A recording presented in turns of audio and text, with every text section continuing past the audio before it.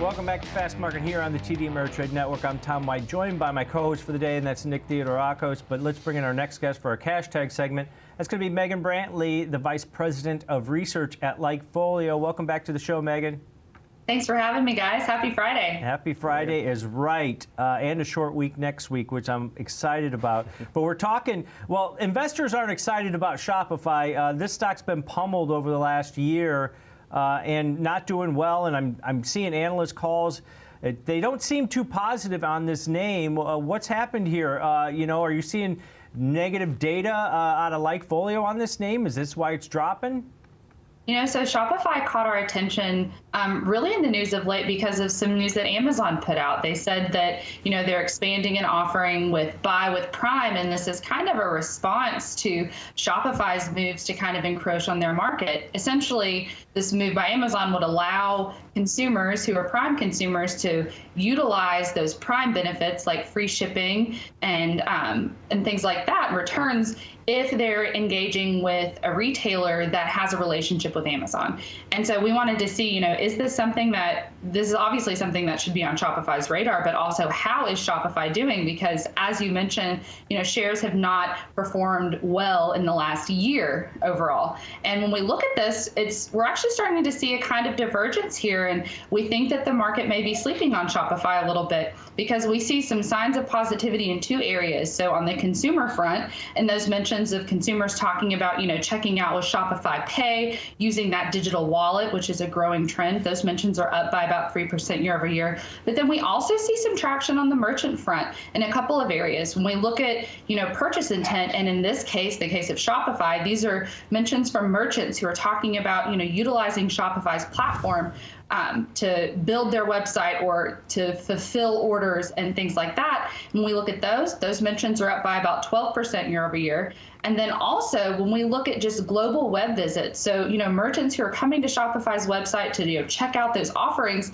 those visits are really strong recently. I think they're up by about 27% year over year. So I think that these are some kind of unexpected bright spots. But part of our edge and what we like to do is look for those divergence opportunities whenever we start to see maybe some positive momentum building that the market hasn't caught on to yet.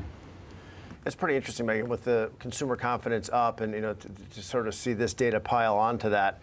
What are you seeing in terms of, the merchant visits? Is there a trend there in terms of who's looking at listing there? And you go to Amazon nowadays, I guess my question really is, you go to Amazon and it feels like a much more of a mess in terms of consumer experience than it used to. Yes.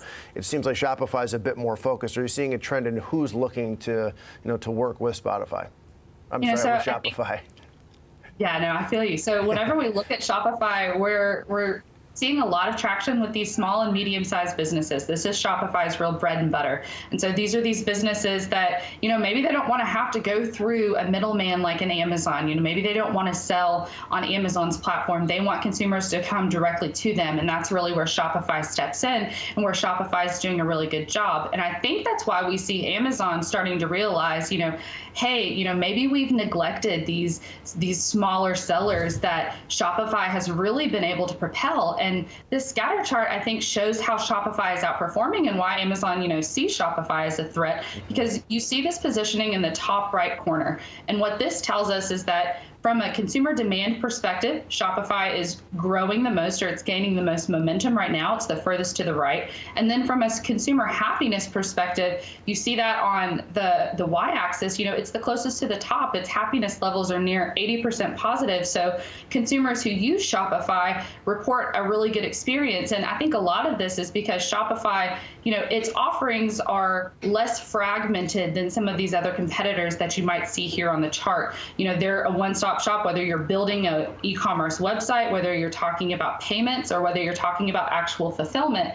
And they're really investing in this fulfillment and other different services for merchants. And another service that they launched recently that we're starting to see some traction with is Shopify Collab, which is, hooking up some merchants with influencers to try to, increase this social presence. So, we like the moves that Shopify is making right now. We're definitely starting to see some traction, but it's always important to keep an eye on Amazon. It's never good to feel like Amazon has its target set on you, for sure. Yeah, and this might be an entire e-commerce story here at this point, because Amazon was down 45% last year, and they had a couple Prime days they were doing well. But the chart that gets me is your full company consumer mentions versus the stock price. The divergence there is just the widest it's been. Megan, is this, when you look at this and based on your data, are you guys saying, okay, this has got to be a buy here because the stock has just underperformed so severely?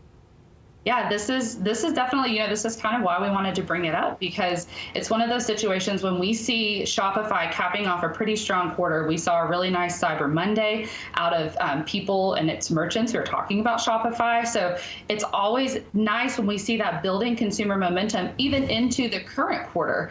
And you can see that continuing to rise. We haven't really plateaued off of the Christmas high yet. So I think this is one that we'll definitely continue to monitor. But from an earnings scores perspective, Shopify won't report earnings, I believe, until February. But, right now we've already crossed into that bullish threshold. If we were to, look at this on a short-term and a long-term perspective, both of our signals are bullish. Bullish on Shopify, so maybe some opportunity there. Consumers still out there spending, so we'll have to wait and see on that. But great data as always, Megan. Appreciate it. Thanks, Megan. Thanks, guys. All right, that's Megan Brantley, Vice President of Research at LikeFolio. Well, Nick,